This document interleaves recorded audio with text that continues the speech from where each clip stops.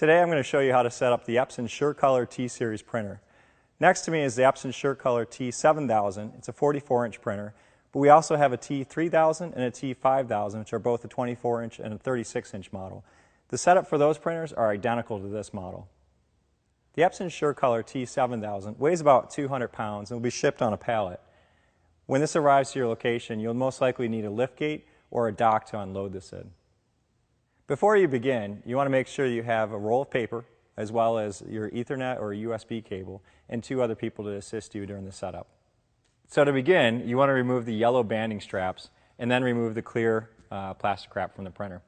On the banding strap, there's one side that has a loop. You want to pull the tab near the loop. So to remove the strap, simply pull the yellow tab near the loop, and the strap comes off. With the yellow strips removed, we can remove the clear plastic shrink wrap. The easiest way to do that is with a pair of scissors or a knife. Just simply open up one edge of the corner of this box, get it started, and then the blade will open all the way down. Then just work your way around the printer, removing the plastic wrap. On the edges are cardboard edge protectors. Just take them with the plastic wrap, they'll come right off.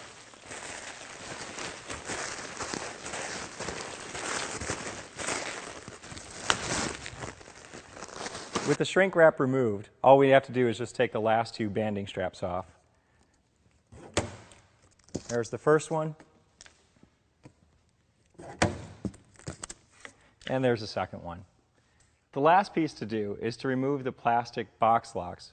There's one on the front and back side of the printer. Simply click open the side of this lock and then pull out. So now we're ready to move the top of the box. You may want to save these packaging materials if you're going to store your printer for a long time or if you're going to ship it to a different location. To do this, so we don't need to actually open the top of the box. We're going to simply lift up the side. So you will need a person to help you lift the other side of this printer. In doing so, you just simply want to put your hands on the side, and you're going to have to give it a good little wiggle. And the printer will come right back up. Then just simply move this off to the side to either store your supplies in here or use it as a waste bin. So inside the box, on each one of the end cardboard boxes here are the stand legs, as well as the stand support bracket. There's also the SureColor T7000 printer, inks for the printer, user guides, power cords, media roll adapter support, and in the front underneath is our media catch bin. We'll show you how to put these together in just a minute. So now we're ready to start putting the stand together. But before we do that, let's tidy up a fair bit. The only thing that you need to keep is simply the wrench and 3 bolts. The rest, the ink, the user guides, and the power cords, we can put off to the side until later. Now we want to take the stand legs out of the box. Simply remove the top part of the cardboard. Reaching in, you'll see the first leg. You want to remove the other leg from the other box. Doing the same process. Remove the cardboard, reach in. There's the second stand leg. Lastly, we'll need the strut that gives support to the printer. These 3 pieces are the total stand for what we're going to put the T7000 printer on. Now let's take away the cardboard boxes and the styrofoam padding. We'll put those off to the side. We'll no longer need these. Save these nuts and bolts to put the stand together. And lastly, just remove the plastic wrap on the legs and on the stand legs, or on the stand bracket.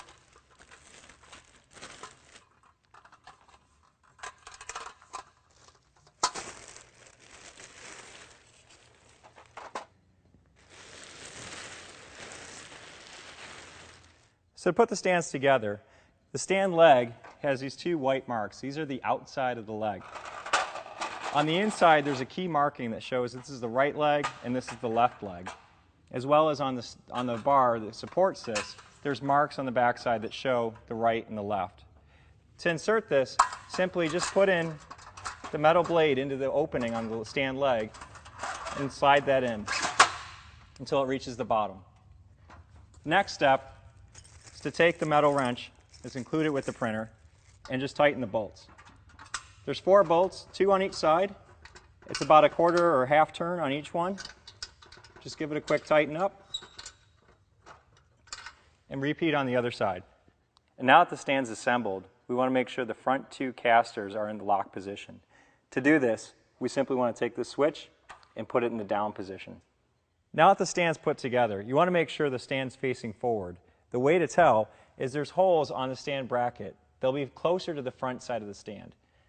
Next, we want to be able to pick up the printer. There's a handle on the back side as well as on the side.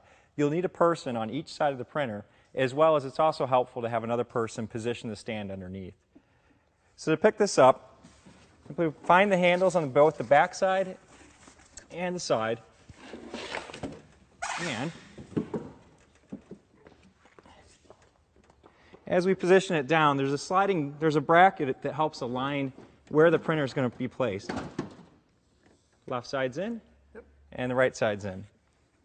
From here, the next step is we want to be able to put the bolts. They're going to attach the printer to the stand so that it won't wiggle or won't shift at all while we're moving it around.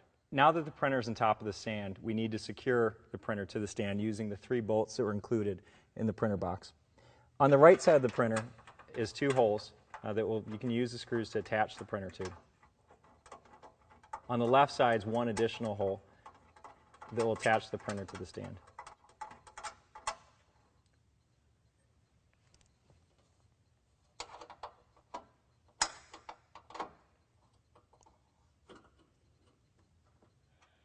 And now with the printer securely mounted to the stand, we want to take the stand catch basket, which comes in a separate box on the pallet, and bring that out up front.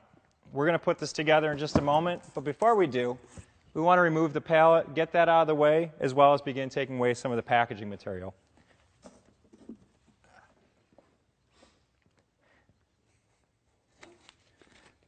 There's a lot of this blue tape.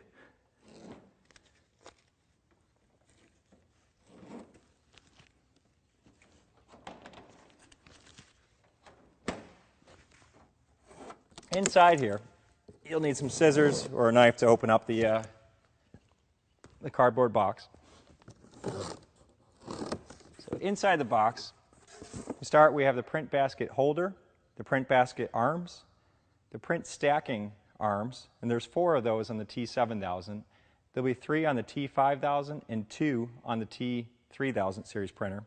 There's a catch basket, 2 different rods, as well as a bag of 8 different bolts and 4 nuts that are used to assemble this to the print stand. Now we're going to put the print basket holders and attach those to the printer stand. There's 2 of these. They are marked to be specific to the right side or the left side of the printer. We're going to start on the right side. There's 2 screws as well as the wrench that we've had used earlier. You're going to attach this to the print basket down here, or printer stand down here. It's easiest to first start doing this by hand and then use the wrench to tighten. Attach on the left side with the 2 screws they provided.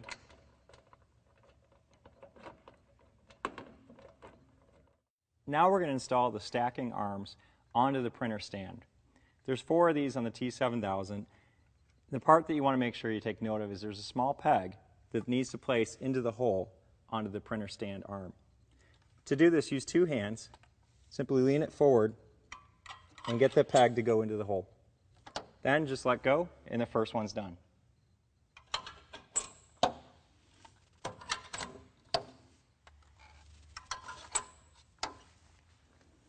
Okay, our next step is to take the square bracket as well as one of the C end adapters. Put this on and then thread this through the print basket stacking holders.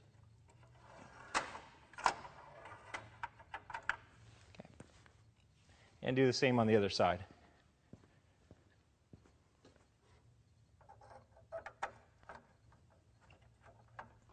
Now we're going to install the left side of the print basket holder. First, you put 2 screws into the little holder on each one of these arms. That will keep them from turning. Line that up. There's a spot in here that will hold the bracket correctly against the print basket holding arms. Put 1 screw in, and then just a few turns, it'll tighten it down. The second screw, tighten, and then completed. Now we're going to attach the D-shaped pole to the right side of the stacking basket arm. To do this, simply just slide this right side arm onto the pole. Now we're going to put the basket onto the pole. To do that, just open the cellophane.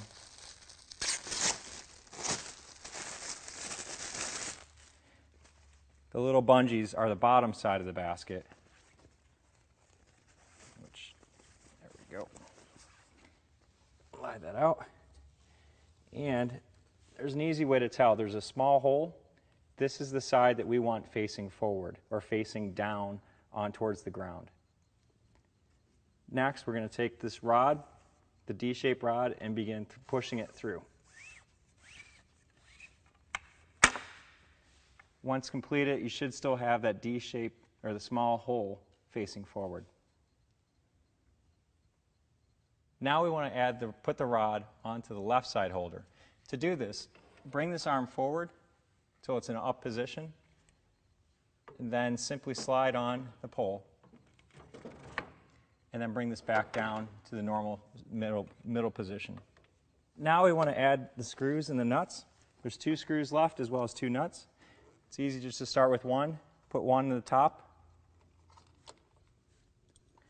and then put 1 screw into the hole. Use the wrench to tighten. Now to attach the basket to the stand, we want to come around to the back side of the printer. If you reach under, grab one of the little loops. There's a small clip here that you wanted to be able to attach the fabric to. Do that for all 4 of the stacking basket arms.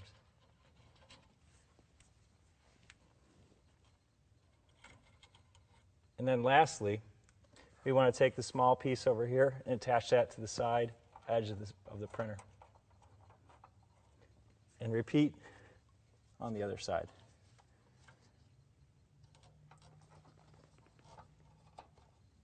Now that the basket's attached, we can come over to the right side of the printer to attach the power, which is a standard 110 volt standard plug that can go in. And at this point, if you're connecting by Ethernet, you can plug that in as well. Otherwise, if you're using USB, you should wait until you begin the software installation. If you purchase the internal print server, it'll come in a cardboard box. You want to open that up, and inside you'll find a plastic bag that contains the internal print server. We're going to put this on the back side of the printer as an access port where this will be installed. The internal print server installs in the back side of the printer. There's a small little access panel back here. You'll need a 4-headed screwdriver to access this. Simply loosen the screw. You do not need to remove it. And take the panel door off. Next, there's 2 screws back here. We just want to slightly loosen these. Don't need to remove them, but just make them come out just a little bit.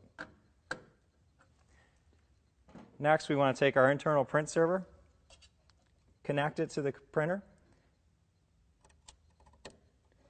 and then slide in and slide to the left. Next, we have to just tighten down the bolts, and the print server will stay securely bolted to the printer.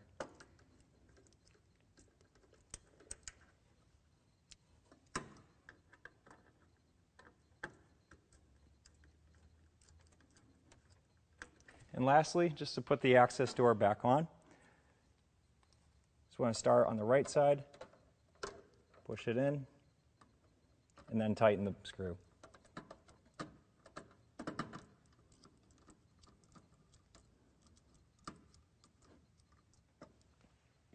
Now that the printer's plugged in, we just need to turn it on and then follow the instructions on the screen.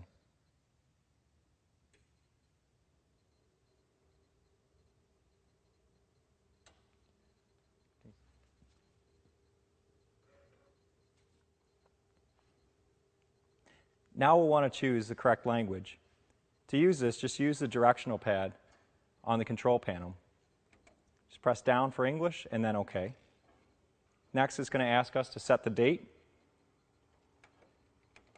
Use the left and right arrows to choose the field, and the up and down arrows to choose a value.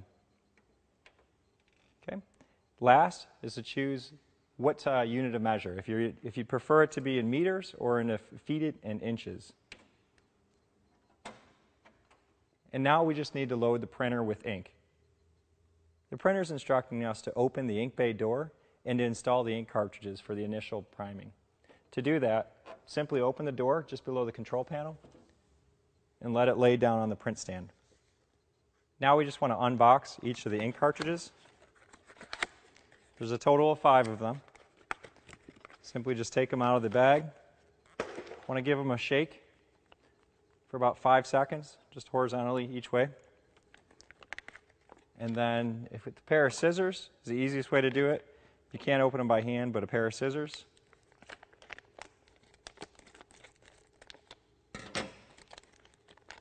Take the cartridge out and set aside and do that for the next. Now to load the cartridges, we simply want to match up the color of the label to the color on the print cartridge. Line it up, there's a small little guide rail, line that up and push it in until you hear it go click. Next is the yellow. Next is the magenta. Next is the matte black. And installing the last cartridges, you'll see the display change from an X to like a checkerboard pattern, showing that the cartridge is registered. Once all cartridges are in, simply close the ink bay door, and the printer will begin initializing.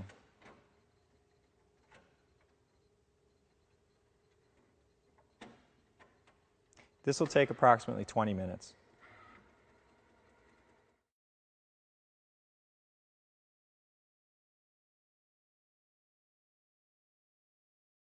And now that the printer's done priming the ink, we just need to load paper. So I brought back over our roll media adapters that we had from earlier.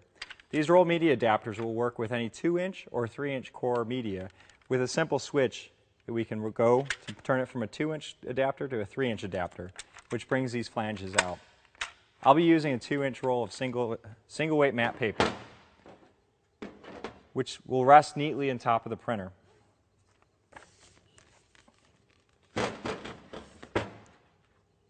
Now we're going to load media into the printer. To do that, we want to press the media load button. It's located just below the power button, and pressing that will bring us an option where we can load roll paper, sheet, or poster board. We want to load roll paper since that's what I have here, and we do that by pressing OK. Next, we want to take our media end adapters, open them up by lifting the handle out, and insert into the side of the roll, closing the handle to lock it into position. Do this on the other side, and then lift open the roll media door, slide our paper to the right, and into the printer. Next, we just want to pull a little bit of the paper out and feed into the printer. We want to do this until the paper reaches the front of the printer. That will do. And then lock the paper into position and press OK to begin loading paper.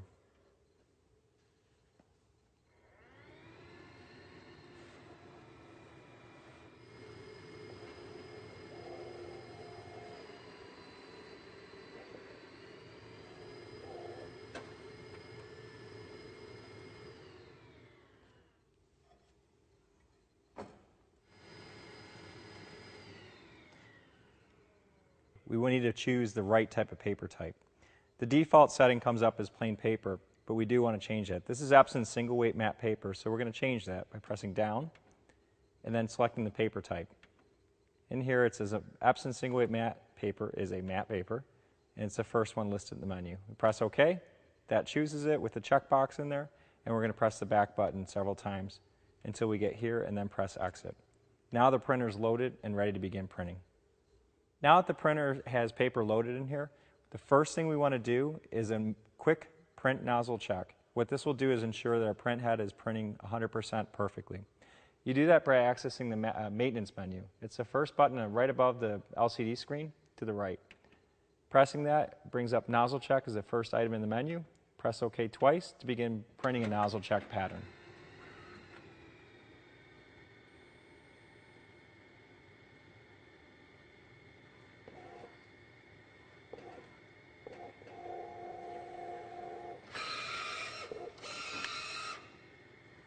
Now that the nozzle check pattern is complete, you want to take a close look to see if there's any missing or faint lines in the patterns. If there are, we want to clean that particular channel, and you can do that with the head cleaning, which is shown on the menu. If there isn't, in this case there's none shown, just press exit on the menu to begin using the printer as is. Our last step that we want to do, just to ensure the best print quality, is to do a head alignment. To do that, on the control panel, we want to press once to the right so that we're in the printer setup menu. Press OK, and there's the third option listed as a head alignment. Pressing that, we want to go down and choose the auto bi-D or bidirectional mode is what we want to choose here. Press OK. This will take up to 30 minutes, but by doing this, this will ensure that the print quality is going to be perfect on any type of paper in any print mode that you're running.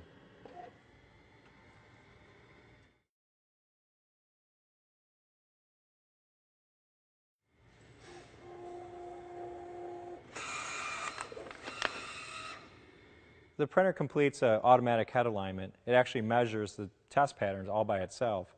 There's no need to actually look at this, but this is just what comes out of the printer. Now the print head alignment is complete, your Epson SureColor T-Series hardware installation is all set and done. All we have left to do is install the software. Inside the user guide kit, you'll find a software CD. Simply insert this into your Mac or Windows computer and follow the instructions on the screen. This will take care of all the software installation processes necessary, and from there, you're all set and ready to begin using the printer.